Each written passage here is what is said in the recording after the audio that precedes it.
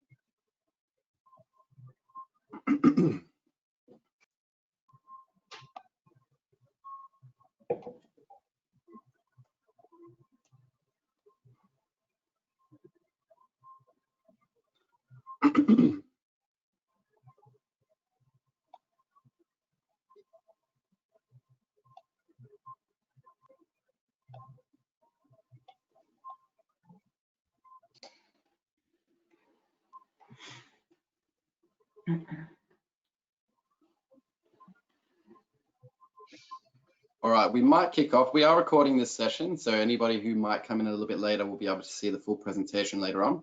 Welcome to the third and final It Takes a Village seminar, collaboration between MORS, the National Safeguarding Unit at the Y, and always supported by a fabulous young person. This time we've got Lauren. We'll do some introductions shortly, but before we start, I just want to acknowledge the traditional custodians of the various lands on which we meet today, and also pay my respects to the Aboriginal and Torres Strait Islander people who may be attending this webinar. The land that I'm on today belongs to the Wurundjeri people of the Kulin Nation, and I'd like to pay my respects to elders past, present, and emerging. I'll pass on to, before I forget, we've got some housekeeping. So I will just be here to support, I guess, these guys to deliver the presentation. If any of you have got any questions, please feel free to submit them through using the questions tab. It should be on the right-hand side. If you've got any technical issues, let me know as well. I'll do my best to help. Noting, of course, that I'm not an IT person and I am missing that part of the brain, but we'll try our luck. We've got some support services, so if any of you find anything within this seminar to be potentially triggering, because we are talking about obviously online risks to children and young people, we've got a handout within those, a sheet within those handouts of support services around the country. All right, Laura, take it away. Thanks, Bren. And so everybody, just so you're aware, Brent and I have switched roles for this presentation. So if we're a little clunky at the start, that might be why. This is a different screen to what I normally see. But just quickly, I'll do an introduction of who we are. And then we're going to look at some risk management from Brent as well. Today we'll be covering organisational policy and codes of conduct, specifically in relation to online safety. So keeping in theme in our It Takes a Village webinar. We will have some time for questions at the end as well, and where you can find further information on e-safety and codes of conduct in general. So that's just a quick rundown of what we're going to cover. So my name's Laura. I work at the Y's National Safeguarding Unit. So just going to show you quickly who our team is. This is our wonderful boss, Phil. So he's the National Executive Manager joining us from the UK. We're very lucky to have him. We also have Debbie Boyce, who's our National Prevention Manager for Education and Empowerment and runs a lot of our training. Myself, I look after policy, procedure and practice and joined the team in January this year.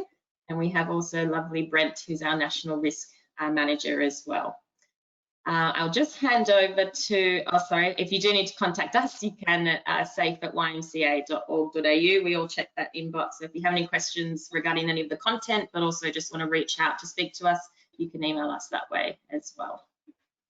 I'll just hand over to the lovely Lauren to introduce herself. Okay, so my name's Lauren and I work for the YMCA's Why Not platform, which is a youth-run platform for young people by young people, and we publish the submissions from young people across Australia, writing pieces, artwork, things like that. And I'm the digital content coordinator, so I deal with a lot of the back-end bits and pieces and support the team any way that I can. Thanks, Lauren. We're very lucky to have her, and we do a lot of work with the Why Not team as well, and it's a really, really good platform. So thank you for joining us. And Rena. Hi everyone, my name's Rena. I'm here as a lawyer with Moores. I work in the child safety team there. I also work with an organisation called Empowered Together. That is a youth-led organisation that works with young people, educating them on their rights and responsibilities. I'm in my mid-20s, so apparently I think I'm almost too old to talk to high school students now, which is very sad, but I work with our lovely facilitators who work with young people, and it's really great for me to be able to share that information back with organisations who are trying to keep young people safe. So looking forward to talking with you all today. Thanks, Rena. And Brent and I are now in our 30s, so we've gone over the next hurdle. Not in our 30s, we are 30. Let's not get too ahead of ourselves. True. All right, so Brent's just going to kick us off with some risk management stuff to start, and we'll listen to you, Brent. Awesome, thanks. I'll go through this relatively quickly because I think it can be a bit jarring, but it's important when you consider new online programs that your organization might run that you have to apply appropriate thinking. You have to consider what could go right, of course, but what could go wrong. And the best way to do that we've found at the Y is to actually consult. So we've got two-way communication going from, all the way up to the exec, but starting with ground level staff, you've got that direct engagement with children and young people and a unique line of sight that we might not have if we're in an isolated national office. So it's important to keep those lines of communication open because that's how you're going to identify new risks, especially with technology and new programs that you might think is great in theory. These guys are the ones who can actually help you to start applying it before you spend thousands of dollars on a program that might actually increase the risk to children and young people. So the session today is actually pretty good because we're talking about obviously, codes of conduct and that kind of thing. But if you were to oversimplify, those sorts of things are actually controls to make sure that we can monitor and support our staff to make sure that children and young people are safe online. So I put up here a very sort of rudimentary low-level risk register here that you guys can use to essentially facilitate a conversation and track some of your risks in the most simple way, because at least as a bare minimum, it's important to call out those risks and work out if you need to alter any of your behavior or your processes. So I'll go through this relatively quickly.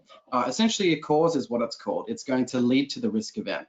A consequence, sorry, hang on, I'll go to the example in a sec, Laura. Sorry. That's right. Let's all leave it. It's all good. So yeah. Long story short, I guess the first three are just step 1, 2, and 3. A cause will lead to the risk event, which is the event that you're trying to manage and ideally avoid. And obviously, the consequences are what can result from that risk event. The inherent risk rating, I've used the annoying terminology here, but it's important to know that that aligns with the international standard. Otherwise, you can just call it something like, the initial risk rating. It doesn't really matter. It's just essentially the risk rating before you've got anything in place.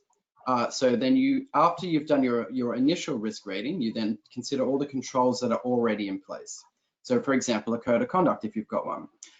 Then after you've actually assessed your controls, you get the residual risk rating, which is the one that determines whether you need further action or not. And we call those treatments. You can call them whatever you want. I'm just happy that you're thinking the right way, to be honest. So I've just done a very quick example here. So when you consider online programs, I think it's important to know, even if you don't have a legislative requirement or obligation, that we still have a duty of care. So if we're going to encourage children and young people to join us online, we have to be conscious of the larger environment that we're encouraging them to enter. So a very quick example that doesn't really err too much on the side of actual risk, but something that needs to be considered, obviously, is a relatively new phenomenon called Zoom bombing. So essentially, this is where a lot of our services, or your services at different organizations, have been taken online, and you can find that if you're not adequately protecting the links to those sessions, that obviously someone randomly can turn up, like Hamish Blake, or someone worse, obviously someone who's more threatening instead of just being cheeky. So when you apply sort of like a risk register, you need to consider obviously what's the event that you're trying to avoid. So obviously we would like to avoid an unknown participant entering the Zoom session. And what can cause that, obviously, is that the links are too readily available. So that's where you pretty much identify immediately. That's where you can actually implement some things we'll talk about in a second.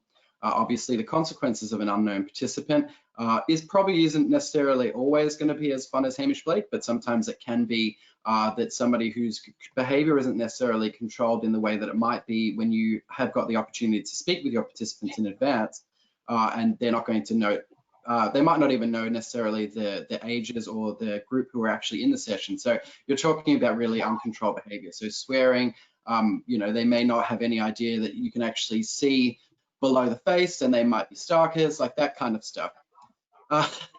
If you go into controls there, Laura, so this will be, so because online programs are relatively new for a lot of organizations, I think we're seeking the opportunities that coronavirus is presenting that we can actually deliver services in a new way. So controls might not actually be in place because it's a completely new arm of the business.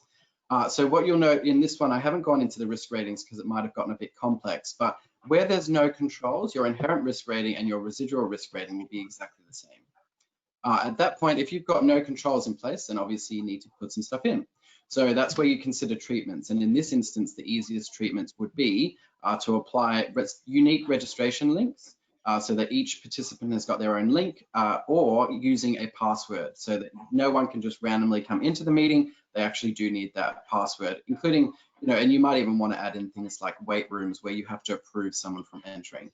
As I said, you might not have a legislative requirement to undertake these actions, but if you're having a class with, say, you know, 5-year-olds or anything like that, you certainly don't want a 30-year-old who's not familiar with that audience coming in, and not necessarily, you know, doing anything that's far too untoward, but it might just be as simple as them swearing a little bit too much, or, you know, that kind of thing. So it's important to consider our risks in every aspect of online programs. So I think I'll shuffle on and let Laura continue. Thank you, Brent.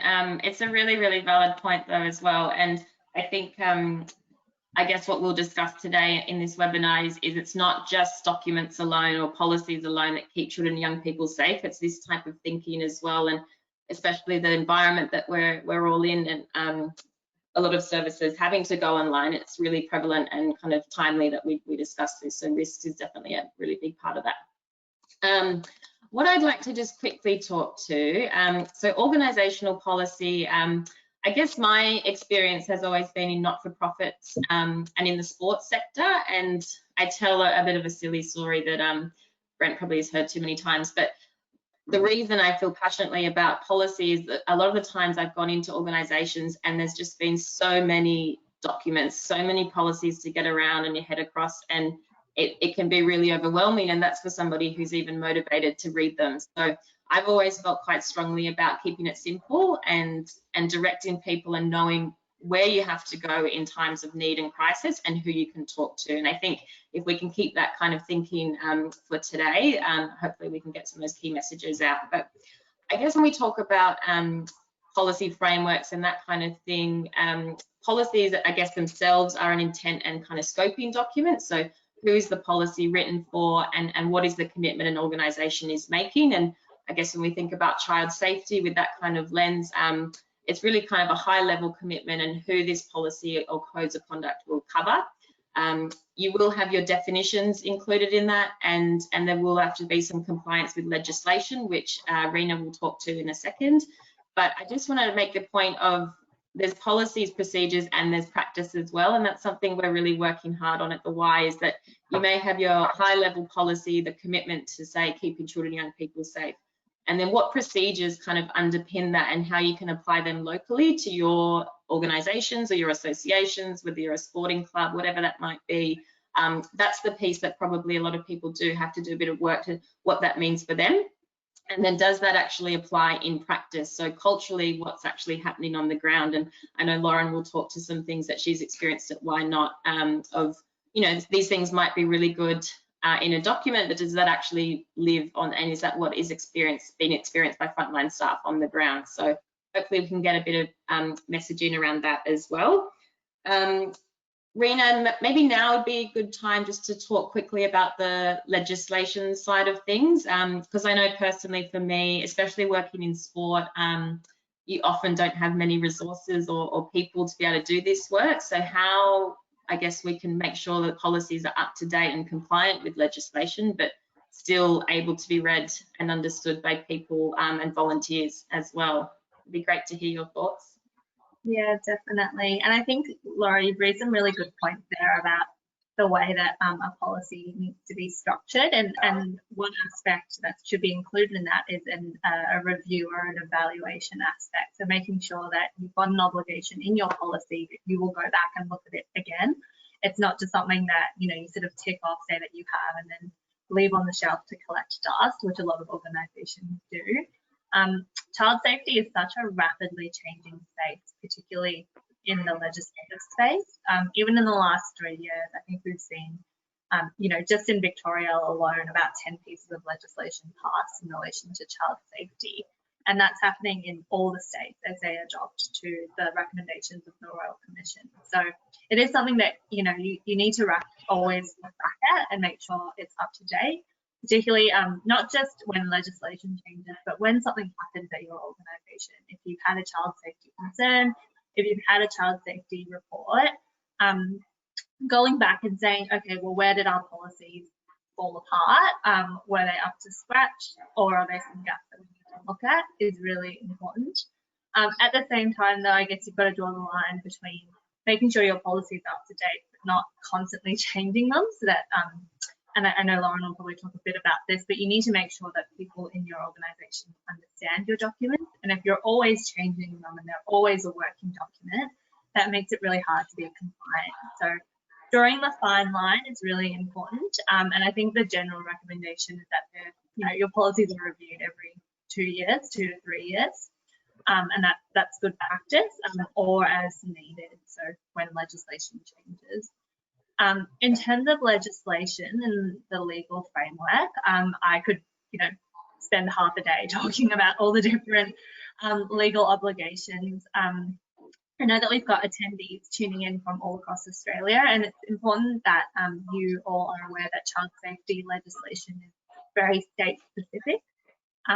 So broadly, there's sort of, you know, the areas that legislation will cover is your duty of care, so that an organisation or an individual's duty of care, and that's broadly to keep children safe in particular areas. You know, there's the child safe standards that are a legal requirement in Victoria, and then you've got the national child safe standards that are sort of best practice at the moment, but we expect them to become legally binding pretty shortly. Then you've got your reporting requirements. If you're in particular sectors like education or sports, you might have your own legislation in that space. You've got response, you know, the national redress scheme, and then, you know, your recruitment practices as well. So working with children checks and police checks. So there's a lot in there, and it can be very overwhelming to make sure that you're across it all. I would say if you haven't already, Moores has a child safety toolkit that sort of does a summary of the legislation that applies. Although I will say, even though it's only 2 years old, it's a bit outdated already, and we're looking to update it. So being aware of the different legislative aspects is really important, and as I said, they apply state to state. Good resources to look at, aside from that toolkit I mentioned, is just your local state government website.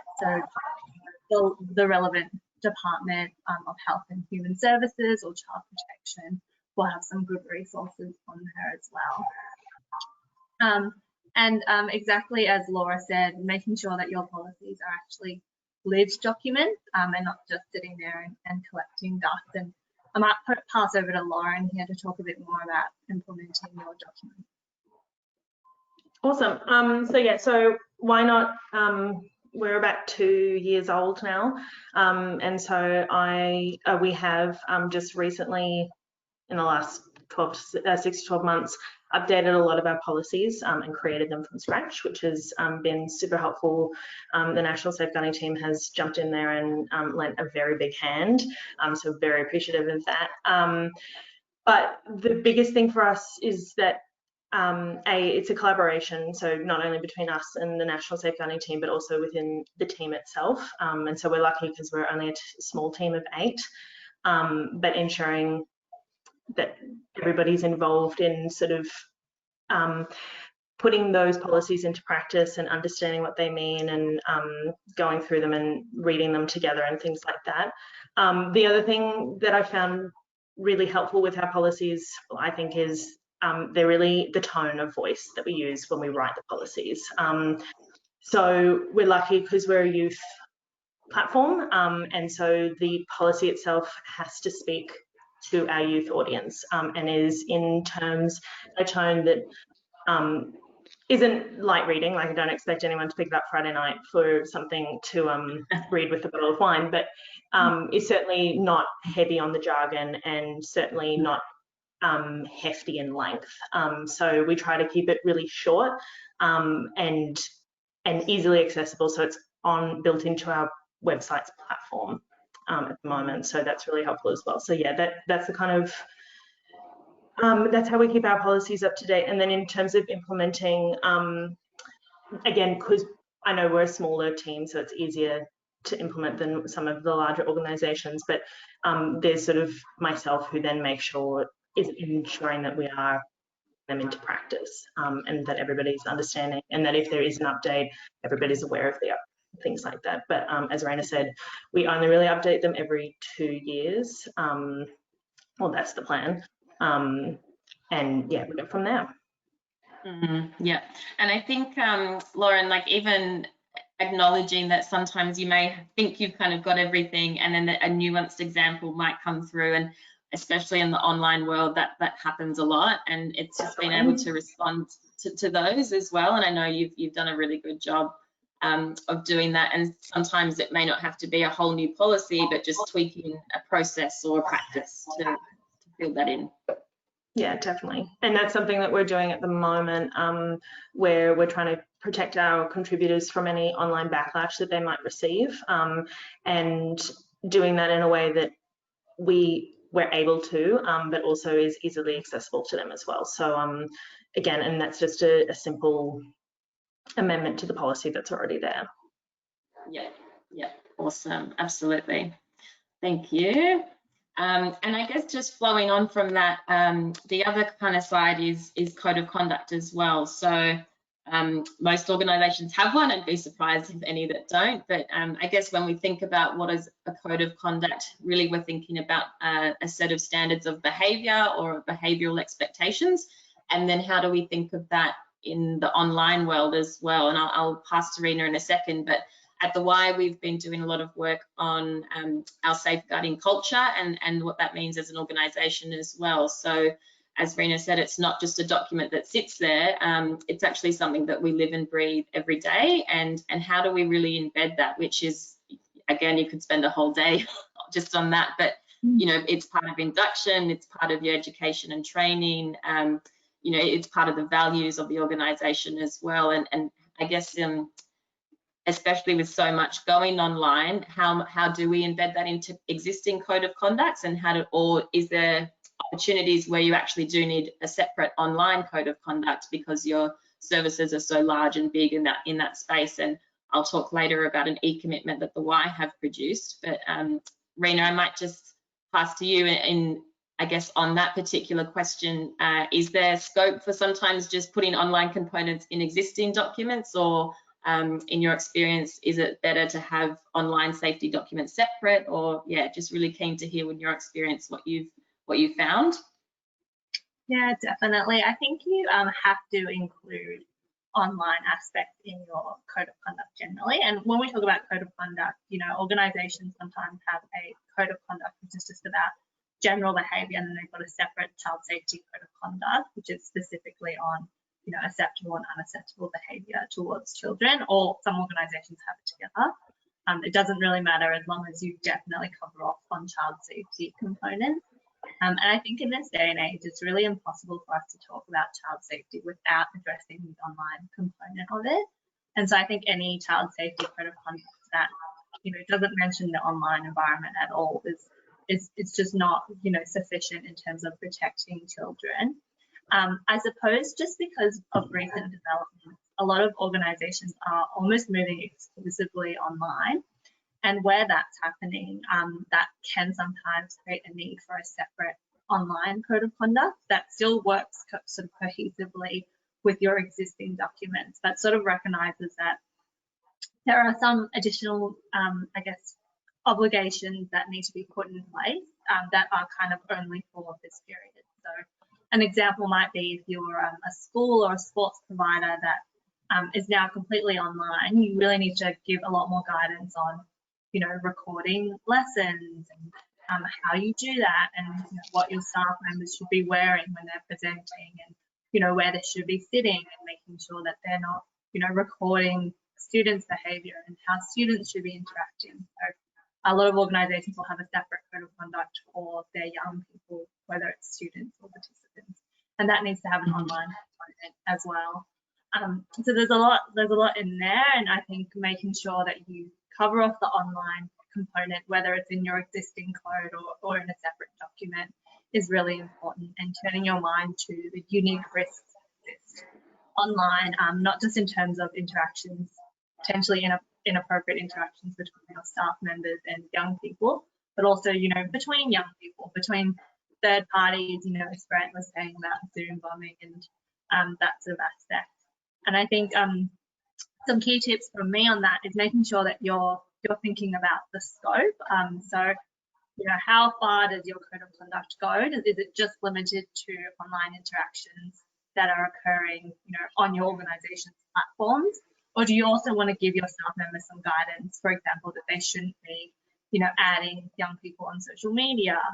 And that in that aspect, it's important to have an understanding of, you know, the social media that young people and students are using, so that you're not, you know, no one uses Facebook anymore in terms of the young people. And so if your code of conduct is focused on not friending people on Facebook, then you're really missing, you know, you're not capturing the probably more significant risks, which are on, you know, Instagram, TikTok, House Party is the new one, I think, at the moment. So making sure that you're aware of the broader online environment is really important as well. Yeah, awesome. Thank you. Very, very good points there.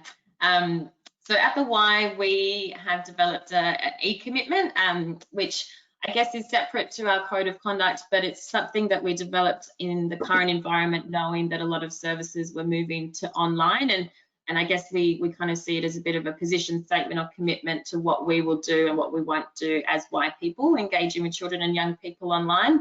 I believe that handout is down the right-hand side if anybody does wish to download that. But I guess it's also about knowing who to report to and when.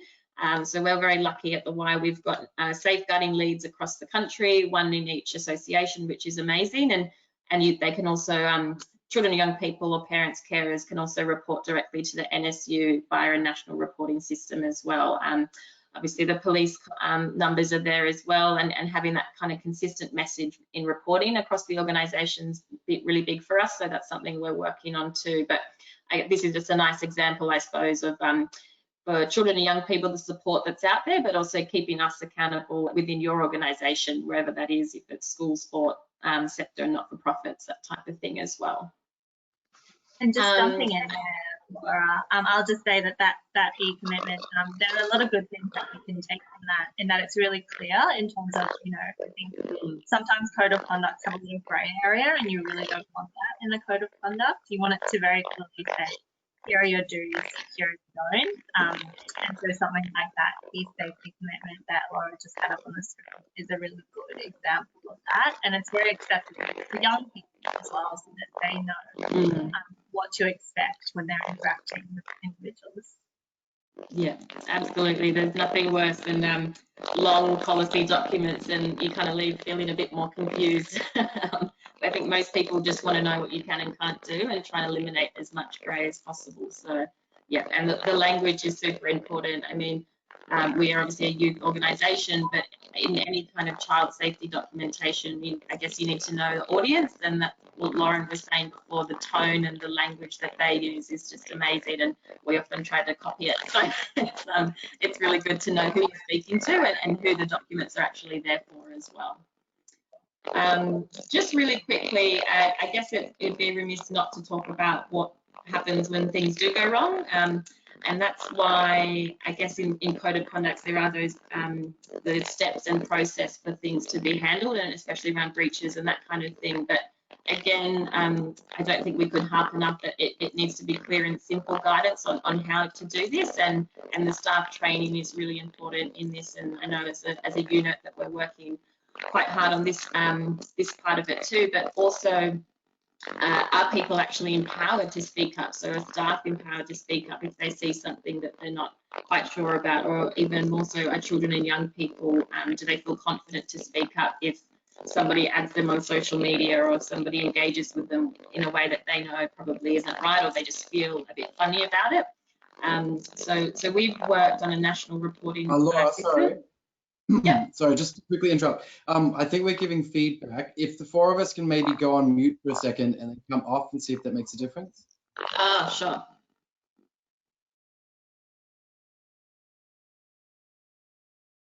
Hoping against hope. Okay, hoping. Sorry, maybe if we're not speaking, I'll then go on mute. Rena, I might just mute you. Sorry. Oh yeah, cool. Is that any better? Nope. All right. It's a good day for it. It's a good day. Yeah. I'll try shuffling my Laura, computer. I think we might just have to sort of compromise. If we speak a little bit slower, we might just have to make the best of this. Okay. Can I quickly mute you, Brent? Is that cool? Yeah, please. Okay. Sorry, everyone. We'll give this a go. I will talk slower and more clearly. So just on the empowerment piece, yeah, the NSU have done a lot in regards to a reporting platform, but also a lot of resources that are due to come out soon on how to report, but also empowering children and young people to report. And I think, as you were saying before, Rena, it's providing things in a language that's understandable for them, but also teaching them and empowering them to know what is right and what isn't, and if they're ever unsure, who they can speak to. But I will pass to you, Rena, just super quickly, if you could touch on any investigation and response work that you've experienced at Moores, or even in relation to, I guess, online safety and code of conduct, in your experience, how best to handle things when things unfortunately don't go right. I will mute myself. Sure. I think the key tip is just to stay calm. You know, we usually get the panicked calls when something goes wrong. And I remember once we were speaking with my school principal, and then suddenly we heard all this noise, and we sort of said, "What's going on?" And he said, "Oh, the parents are here, and I'm hiding underneath my desk because I don't want to talk to them," which is very understandable. But I think, you know, you've got all your policies and procedures for a reason. And really, when something goes wrong is when you need to turn to them. And it's, you know, shocking how many organizations have these beautiful policies and procedures, and then, you know, they go rogue when something happens because they just forget that they're there. So that's probably the key thing. Keep calm and go back to your documents. One of the documents that all organizations should have is a reporting or response procedure. That can often be quite a lengthy document because it does, you know, tend to cover off on all the reporting obligations. And so what I would recommend is a summary flowchart or a procedure at the back of it that really just steps individuals through what they need to do. So, you know, you receive a report, step one, you know, is anyone at risk? If so, call the police. You know, that's really your first consideration. If not, then, you know, what are your other reporting obligations, and provide a summary and sort of step individuals really clearly through what they need to do. And I think making sure as well that when you are responding to when something goes wrong, that the safety of all children is really your key priority throughout that whole process. So yes, you've got reporting obligations, and yes, you might have employment obligations in terms of, you know, standing an individual down if they've engaged in inappropriate behaviour. But your priority should always be, you know, are children safe? And if not, what do I need to do to make sure that children are safe? So that should be your overarching obligation. And I think work cooperatively with regulators, you know, that they are there to help you and they are there to guide you through the process. And having, I think, something that organisations are doing more and more of that I think they've found quite helpful is almost doing sort of practice runs when you know, nothing is going wrong. But, you know, whoever it is, your child safety officers or your working group, that would be your first responders, you know, sitting in a room and saying, okay, you know, let's pretend we've just received this report. What would we do? How do we handle it? And test, you know, test your procedures, test the way that you would react, and you know, use that as a great example, so that when something does happen in real life, you can sort of had some experience on that already. And of course, you know, seek advice from legal advisors when you need it as well. So those, I guess, are some of my key tips. And I know that Laura and Lauren, you might have a bit more experience or advice in terms of how to empower young people to speak up as well. Thank you. I'm going to be conscious not to try and talk too much because apparently it's me. So what we might do, because I know the next slide is Lauren's piece, and but flowing on from what you just said, Rena, that empowerment piece. Lauren, if you don't mind talking to this, that would be wonderful.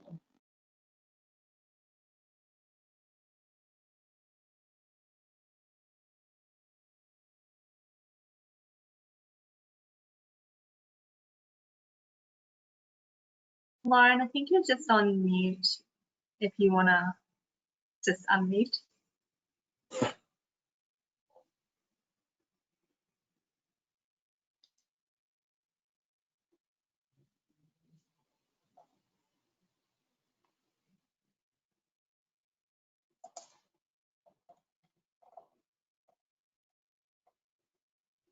Not able to? Ah, there we go. Sorry, I think I need to be unmuted by the organizer. Okay, so sorry, Laura. Okay, so these we've gone through these, or they're attached in handouts, attached to the webinar, and we've gone through them a couple of times now. So I'll just briefly go through them, and then also talk a little bit around how we empower our audience on Why Not to speak out and things like that as well. So in terms of young people, we need to think about who we're talking to and who we're engaging with, because I think Brent mentioned it earlier, we don't know, you just don't always know who's online.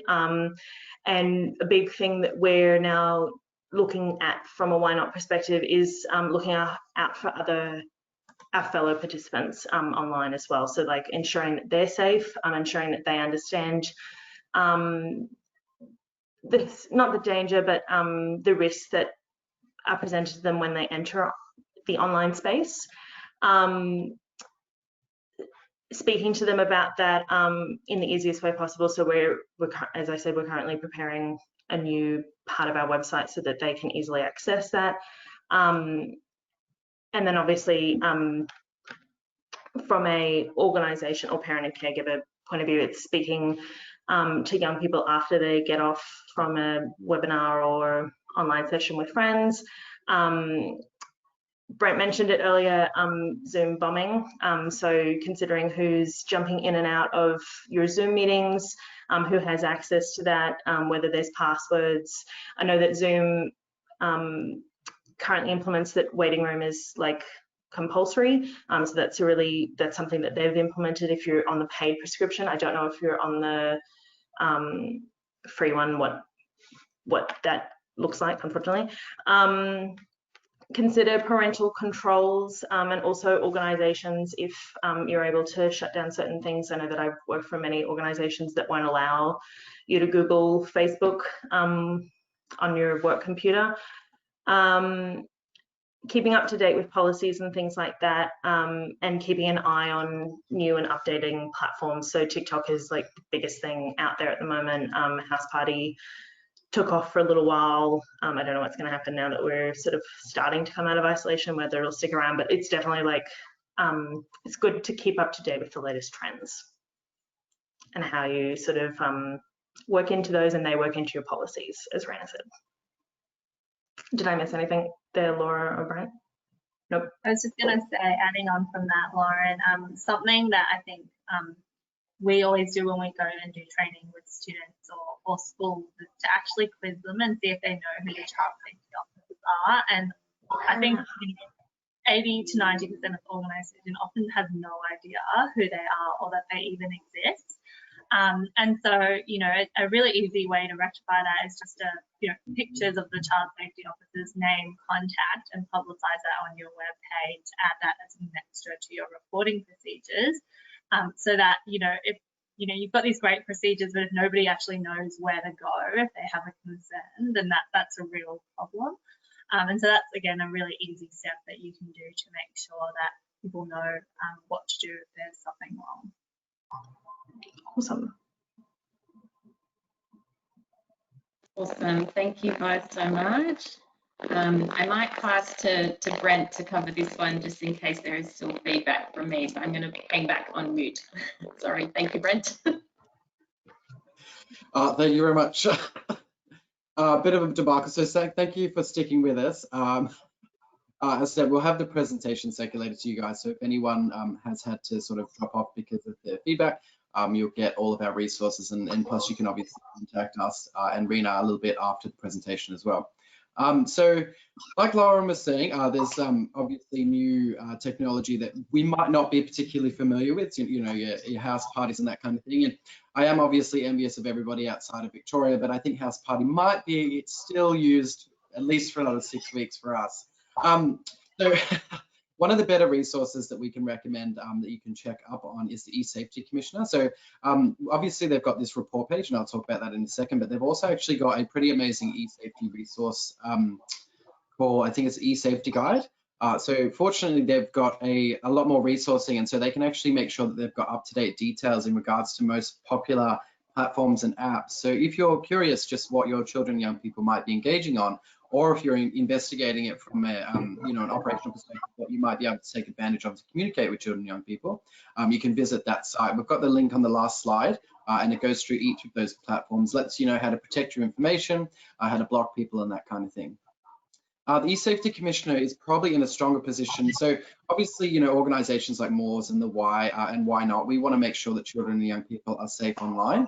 But unfortunately, because we're not government agencies, our power does sort of run out short of, I guess, communicating with the police and child safety agencies directly.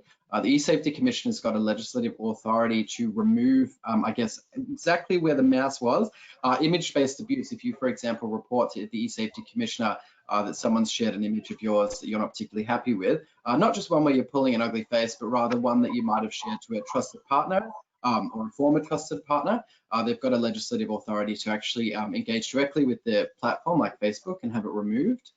So they're pretty good to communicate with. They've also got helplines. So, I mean, even if you're not sure about wanting to sort of like call in the big guns, they're definitely the right people to have a chat with to work out what your next steps are. All right, I think we've also got the QR code. Yep, so click it again. Yep. So if you guys want to have a quick look at that one, you can actually click, take a photo of that QR code, and it should prompt you to be able to visit the page.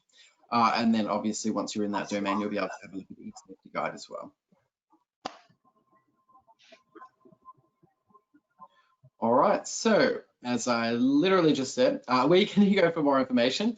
So there's a lot of organizations out there that are trying to look after children and young people, and I think obviously the key is that we work together to make sure that we can do that collaboratively. So I do want to thank Moores. We've got Rena obviously on today, but Sky also supported us in the sessions earlier. And so they've got really good examples on their website of codes of conduct. You might be able to download if you've got nothing in place at the minute, or if you just want to do a bit of a policy review and see how you can strengthen and fortify those documents. They've got a lot of really good resources within the child safety section, which when we do send the presentation, you can click on the link, but otherwise you can use the QR codes towards the bottom of this page. I believe the middle one is the one for the child safety resources for Moores.